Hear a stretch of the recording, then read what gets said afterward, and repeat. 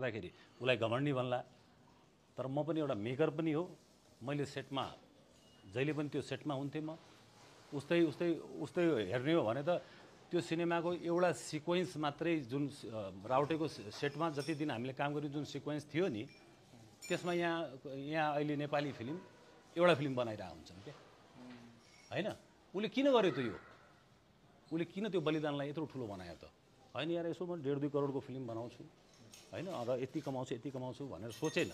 उसले व्यापारी भएर यो सिनेमा बनाएकै होइन, व्यापारी भएर यो सिनेमा बनाएको होइन, उसले मनले सिनेमा बनाएको छ। उसले बजेटको मतलब गरेको छैन, समयको मतलब गरेको छैन।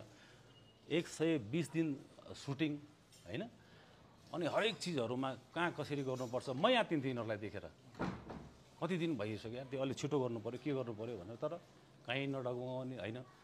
हामीले चाहिँ नि सधैँ साउथको ठुलो सिनेमाहरू हेर्ने, हाम्रो दर्शकहरूले केजिएफको कुरा गर्नुपर्ने, हाम्रो दर्शकहरूले चाहिँ नि पुष्पाको कुरा गर्नुपर्ने, हामी किन सक्दैनौँ त? हामी कोसिस किन नगर्ने त भनेर त्यो सोच हो क्या सन्तोष सेनको। बलिदान भन्ने चलचित्र त्यतिकै बनेको होइन कि, यसमा उसको पैसा मात्रै छैन, उसको एउटा मेहनत मात्रै छैन क्या।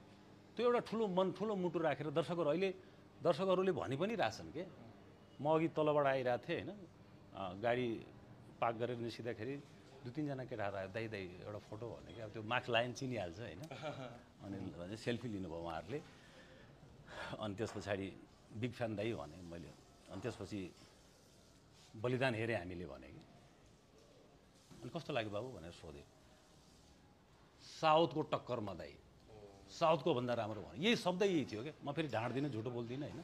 त्यो 1-2 भन्ने कुरा त सामान्य भइहाल्यो। म हलमै बसेको छु।